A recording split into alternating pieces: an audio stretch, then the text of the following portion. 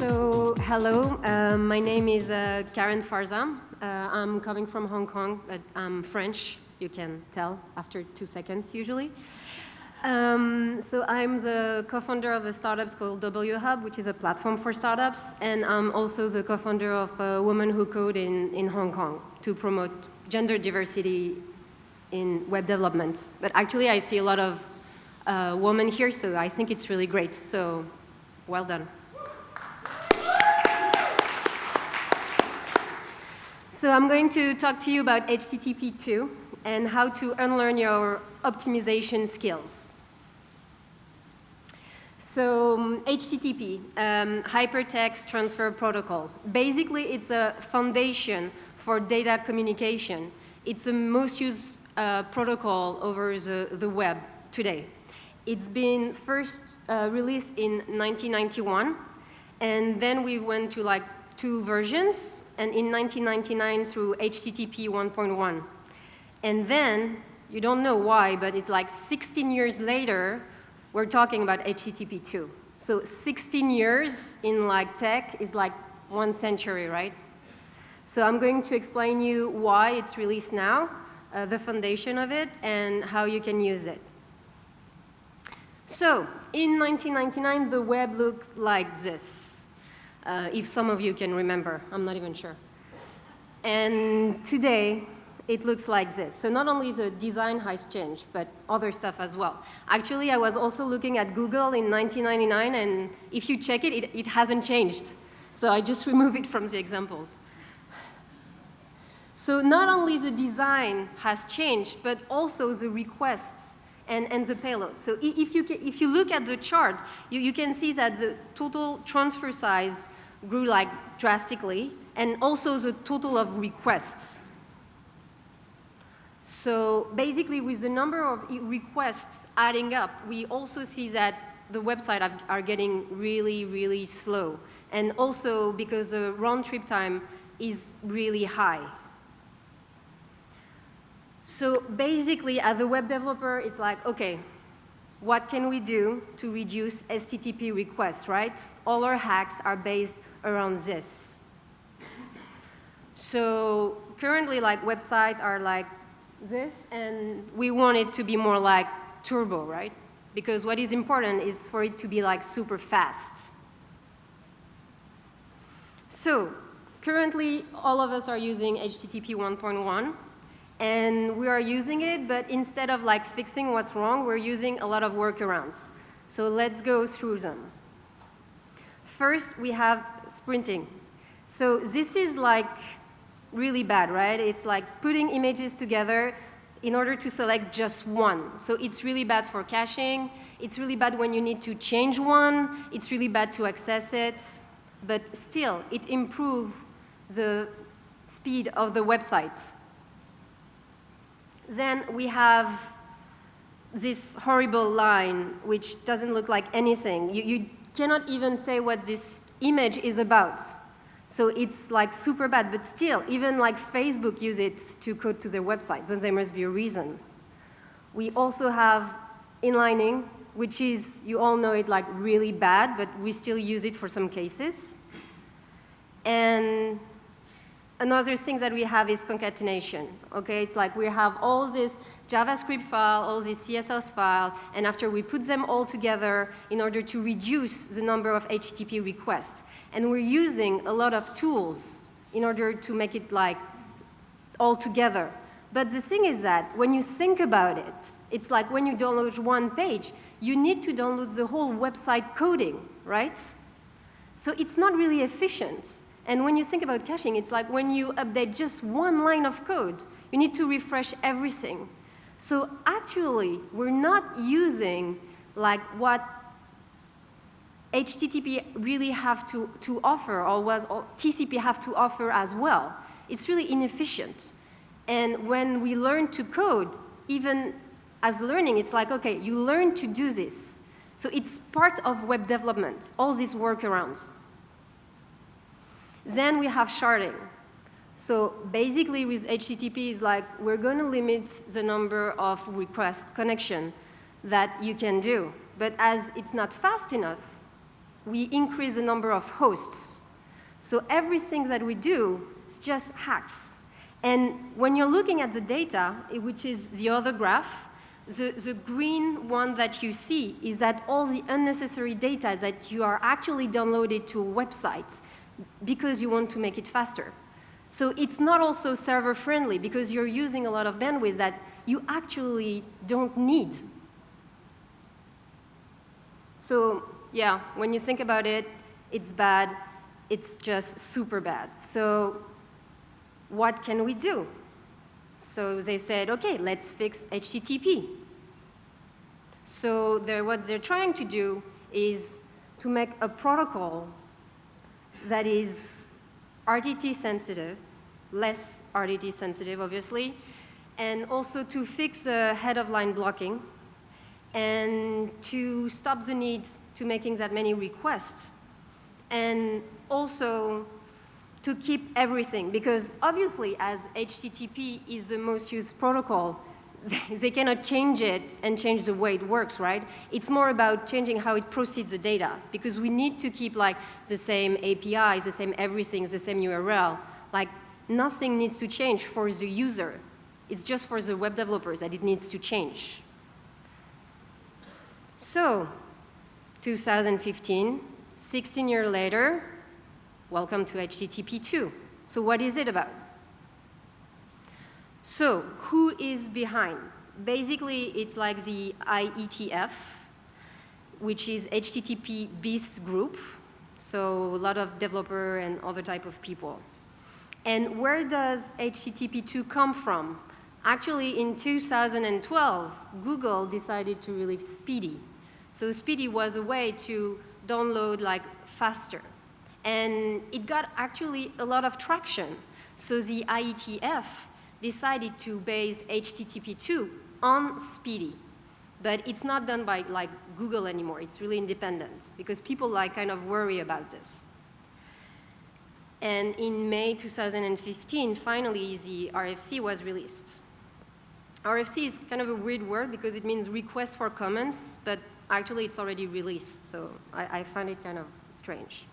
And Speedy is actually disabled now, so you cannot use it anymore. So what is HTTP 2? HTTP 2 is a binary protocol. So as a web developer, you might find it really useful that it's only text, because it's really easy to check all the answers and everything. But when you think about it, the fact that it's going to be binary makes it more compact and efficient. And it also prevent from like crime attacks on the websites. So that's actually good. And it reduces also all the errors due to the text that it can bring, because you have a lot of space, comma, and all these kind of things. So it's actually difficult to parse and to know like when it ends and when it finishes. So with the binary, it's going to be more efficient. Now we are talking about header compression. When you're looking at the header that you have, actually you have a lot of redundant data. So now you have HPAC, and this will actually reduce the header for like 66%, which is really huge because now you don't have any compression at all. So it's actually very good. So, and as you can see, it's even better than Speedy. So it's really based on it, but they really improve it after like the 1 or 2 years they've been working on top of it. So now also you're going to have priorities in the requests using wait and dependency. So basically, you're requesting for a website. What it can do is that it can identify where you are on the DOM, and depending on where you are, it requests in priority what you can see. So basically, it's going to ask like for HTML first, then CSS, then the images. And you can put weights on each of these requests, and based on this, you're going to receive them in advance. And this will also remove the head-of-line blocking, because you won't need to wait for the request to be finished in order to have the rest. Basically, it's like you're ordering something and it gets much, much faster. And also, the thing is that you can also stop the request even when you have it. So now you have something that is actually very cool, which is a server push. It's like you ask your server for a request, and then the server will anticipate what you need afterwards, and it will give it to you. So when you think about an analogy, it's like, imagine you're in a restaurant. Okay, so you're the brother, and then the kitchen is the server. And then your protocol are the waiter. So in the first version of HTTP, you would order a sandwich, and then you will have your waiter come, go to the kitchen, come back with the bread, go to the kitchen, come back with the ham, and then, with the cheese and everything. Then you have HTTP 1.1, and then instead of having like one waiter, you could have 4 waiters, okay? So each one of them will go and come with something, and they will stay at your table until everything is there. When you think about like the number of waiters you need, that's not very efficient. So now with HTTP 2, it's like you ask for a sandwich. You have one waiter because you only have one connection. He goes to the kitchen, he comes back with your sandwich, and he even brings you the coffee. It's awesome, right? And you can even say, no, I don't want the coffee, and it's like you don't have to pay for it. So it's really, really powerful. Then you have multiplexing. So multiplexing is like this little train that you see. So all the streams are divided into like headers and data. So you send the streams, and when it comes back, it can come back in different order, and your browser will know where to put it and to reassemble it. So it's great because if something is blocking or is taking more bandwidth, it can actually get the other one in priority. So that's all the problem that we used to have with HTTP 1.1. So in terms of implementation, actually, most of us didn't know it, but it's already there in terms of browser and in terms of server. For Firefox and Chrome, it's actually enabled by default. So you might already use it without knowing to. And in terms of server, a lot of them are supporting it. So when you look at the web, actually you have more requests that are done in HTTP 2 right now rather than HTTP 1.0. So it's getting there really fast. So basically, for normal humans, it's really good. It's going to be faster, which means a better user experience, which means like more retention on your website, everything that comes with it, everything that we want. And for developers, that's going to change a little bit. First of all, we'll need to like unlearn everything that we've learned to do. We'll need to rebuild our website to change how it's made, to make it more functional. Because actually, the thing is that all the hacks that we've been doing, when you're using HTTP 2, it's actually slowing it. So you actually really need to remove it and to stop all this concatenation, sharding, and everything that we see before. So you really need to remove it. And maybe what we will need to do is to have a special request for HTTP 1 and a special one for HTTP 2. The thing is that HTTP 2 works like a different language. What will happen, it's like the server will come back and say, hey, do you speak HTTP 2? And if the browser say no, then it will just give you the default one. So actually, you don't really need to notice it. So go and explore HTTP 2. Thank you very much.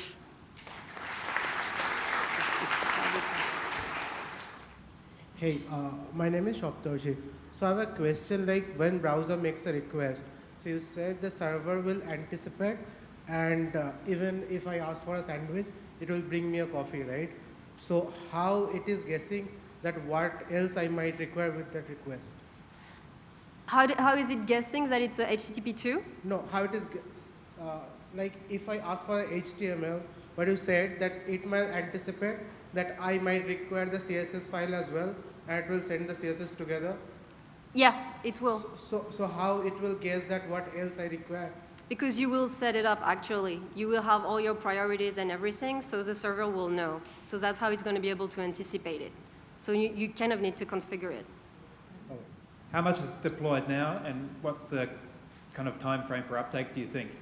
What's your best So basically, in terms of browser, I think about 60% of the browsers support it right now.